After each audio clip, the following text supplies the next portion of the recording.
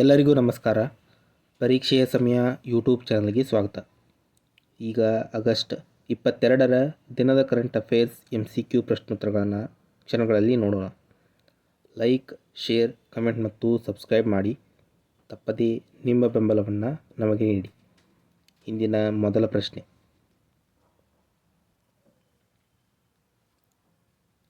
ಇತ್ತೀಚೆಗೆ ಯಾವ ರಾಜ್ಯದ ಶಕ್ತಿ ಯೋಜನೆ 500 ಕೋಟಿಗೂ ಹೆಚ್ಚು ಪ್ರಯಾಣಗಳನ್ನು ಮಹಿಳಾ ಪ್ರಯಾಣಿಕರೊಂದಿಗೆ ಗೋಲ್ಡನ್ ಬುಕ್ ಆಫ್ ವರ್ಲ್ಡ್ ರೆಕಾರ್ಡ್ನಲ್ಲಿ ದಾಖಲಾಗಿದೆ?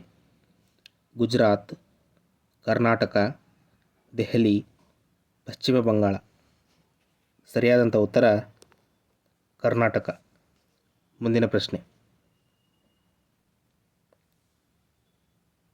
ಇತ್ತೀಚೆಗೆ ವಿಶ್ವ ಆರೋಗ್ಯ ಸಂಸ್ಥೆಯು ರುಬೆಲ್ಲಾ ನಿರ್ಮೂಲನೆಗಾಗಿ ಯಾವ ದೇಶವನ್ನು ಪರಿಶೀಲಿಸಿದೆ? ಅಫ್ಘಾನಿಸ್ತಾನ, ಮಯನ್ಮಾರ, ನೇಪಾಳ, ಮಾಲ್ದೀವ್ಸ್. ಸರಿಯಾದಂಥ ಉತ್ತರ ನೇಪಾಳ.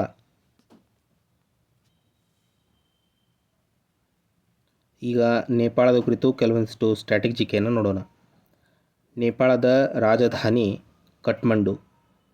ನೇಪಾಳದ ಅಧಿಕೃತ ಕರೆನ್ಸಿ ರೂಪಾಯಿ. ಇಲ್ಲಿನ ಅಧಿಕೃತ ಭಾಷೆ ನೇಪಾಳಿ. ನೇಪಾಳದ ರಾಷ್ಟ್ರಪತಿಗಳು ರಾಮಚಂದ್ರ ಪೌಡೆಲ್ ಅವರು. ನೇಪಾಳದ ಪ್ರಧಾನಮಂತ್ರಿ KP ಶರ್ಮಾ ಓಲಿ ಅವರು. ಮುಂದಿನ ಪ್ರಶ್ನೆ.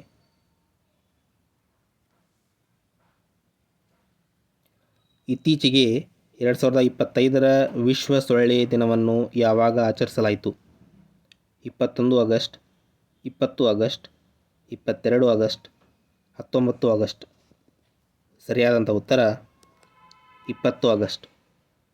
ಮುಂದಿನ ಪ್ರಶ್ನೆ.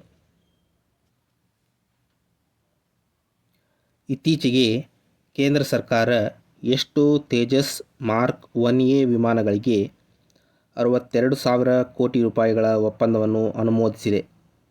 57, 77, 97, 117. ಸರಿಯಾದಂಥ ಉತ್ತರ 97. ಮುಂದಿನ ಪ್ರಶ್ನೆ. ಇತ್ತೀಚೆಗೆ ವ್ಯಾಪಾರ ಪರವಾನಗಿಯನ್ನು ಸುಗಮಗೊಳಿಸಲು ಮತ್ತು ಜಾಗತಿಕ ಹೂಡಿಕೆಯನ್ನು ಆಕರ್ಷಿಸಲು ಒನ್ ಫ್ರೀ ಝೋನ್ ಪಾಸ್ಪೋರ್ಟನ್ನು ಯಾರು ಪ್ರಾರಂಭಿಸಿದರು? Muscat, Riyadh, Doha, Dubai. ಸರಿಯಾದಂಥ ಉತ್ತರ ದುಬೈ. ಮುಂದಿನ ಪ್ರಶ್ನೆ.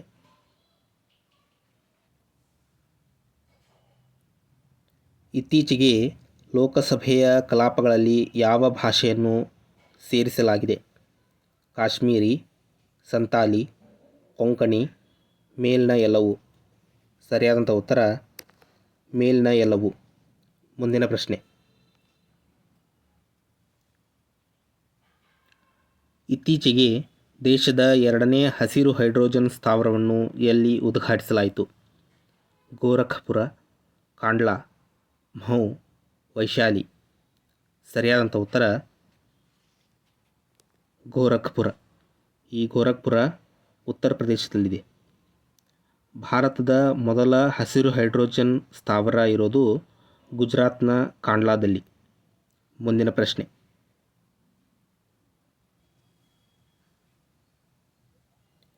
ಇತ್ತೀಚೆಗೆ ವಲಸೆ ಕಾರ್ಮಿಕರಿಗೆ ತಿಂಗಳಿಗೆ 5,000 ರೂಪಾಯಿ ಆರ್ಥಿಕ ನೆರವು ನೀಡುವ ಶ್ರಮಶ್ರೀ ಯೋಜನೆಯನ್ನು ಯಾರು ಪ್ರಾರಂಭಿಸಿದ್ದಾರೆ?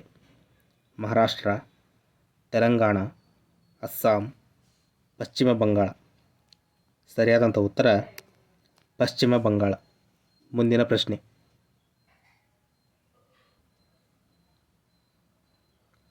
ಇತ್ತೀಚೆಗೆ ಬನಾರಸ್ ಹಿಂದೂ ವಿಶ್ವವಿದ್ಯಾಲಯದ ಸಂಶೋಧಕರ ಪ್ರಕಾರ ಯಾವ ಬುಡಕಟ್ಟು ಜನಾಂಗದವರು ಆನುವಂಶಿಕ ಅಂಶಗಳಿಂದಾಗಿ ಹೆಚ್ಚಿನ ಕ್ಷಯರೋಗವನ್ನು ಹೊಂದಿದ್ದಾರೆ? ಮುಂಡಾ, ಅಂಗಮಿ ನಾಗಾ, ಸಹರಿಯಾ, ಚೆಂಚು. ಸರಿಯಾದಂಥ ಉತ್ತರ ಸಹರಿಯಾ. ಮುಂದಿನ ಪ್ರಶ್ನೆ.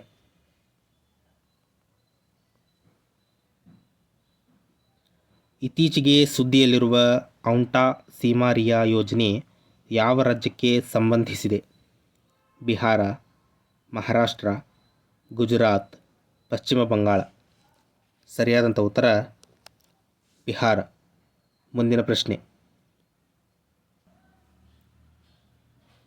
ಇತ್ತೀಚೆಗೆ ಭಾರತೀಯ ಸೇನೆಯ ಮದ್ರಾಸ್ ರೆಜಿಮೆಂಟ್ ಯಾವ ರಾಜ್ಯಗಳಲ್ಲಿ 1359 ಕಿಲೋಮೀಟರ್ ವೀರಯಾತ್ರಾ ಬೈಕ್ ರ್ಯಾಲಿಯನ್ನು ನಡೆಸಿತು? ತಮಿಳುನಾಡು ಮತ್ತು ಕರ್ನಾಟಕ, ತಮಿಳುನಾಡು ಮತ್ತು ಕೇರಳ, ತಮಿಳುನಾಡು ಮತ್ತು ತೆಲಂಗಾಣ, ತಮಿಳುನಾಡು ಮತ್ತು ಆಂಧ್ರ ಪ್ರದೇಶ. ಸರಿಯಾದಂಥ ಉತ್ತರ ತಮಿಳುನಾಡು ಮತ್ತು ಕೇರಳ. ಮುಂದಿನ ಪ್ರಶ್ನೆ.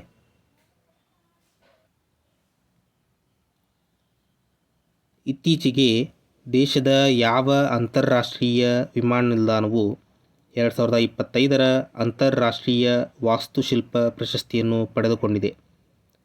ಕೆಂಪೇಗೌಡ ಅಂತಾರಾಷ್ಟ್ರೀಯ ವಿಮಾನ ನಿಲ್ದಾಣ ಬೆಂಗಳೂರು, ಛತ್ರಪತಿ ಶಿವಾಜಿ ಮಹಾರಾಜ್ ಅಂತಾರಾಷ್ಟ್ರೀಯ ವಿಮಾನ ನಿಲ್ದಾಣ ಮುಂಬೈ, ಲೋಕಪ್ರಿಯ ಗೋಪಿನಾಥ್ ಬೋರದೋಲೋಯ್ ಅಂತಾರಾಷ್ಟ್ರೀಯ ವಿಮಾನ ನಿಲ್ದಾಣ ಗುವಾಹಟಿ, ಬಿರ್ಸಾ ಮುಂಡಾ ವಿಮಾನ ನಿಲ್ದಾಣ ರಾಂಚಿ.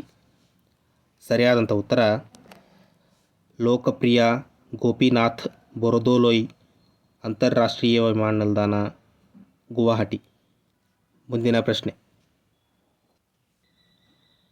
ಇತ್ತೀಚೆಗೆ ಟಾಟಾ ಗ್ರೂಪ್ ಕಂಪನಿ ನೆಲ್ಕೋ ಭಾರತದಲ್ಲಿ ಒನ್ವೆಬ್ ಲಿಯೋ ಉಪಗ್ರಹ ಸಂಪರ್ಕವನ್ನು ಒದಗಿಸಲು ಯಾವ ದೇಶದ ಯುಟೆಲ್ ಸ್ಯಾಟ್ನೊಂದಿಗೆ ಪಾಲುದಾರಿಕೆ ಹೊಂದಿದೆ?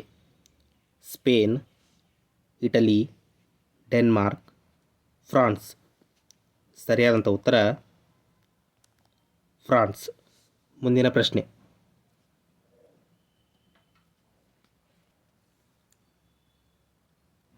ಇತ್ತೀಚೆಗೆ 2025ರ ಏಷ್ಯನ್ ಅಂಡರ್-19 ಮತ್ತು ಅಂಡರ್-22 ಬಾಕ್ಸಿಂಗ್ ಚಾಂಪಿಯನ್ಶಿಪ್ನಲ್ಲಿ ಭಾರತೀಯ ತಂಡ ಎಷ್ಟು ಪದಕಗಳನ್ನು ಗೆದ್ದಿದೆ? 25 ಪದಕಗಳು, 26 ಪದಕಗಳು, 27 ಪದಕಗಳು, 28 ಪದಕಗಳು. ಸರಿಯಾದಂಥ ಉತ್ತರ 27 ಪದಕಗಳು. ಮುಂದಿನ ಪ್ರಶ್ನೆ.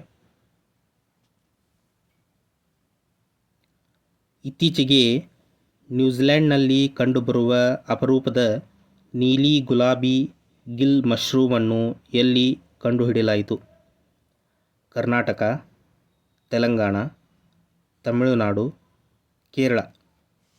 ಸರಿಯಾದಂಥ ಉತ್ತರ ತೆಲಂಗಾಣ.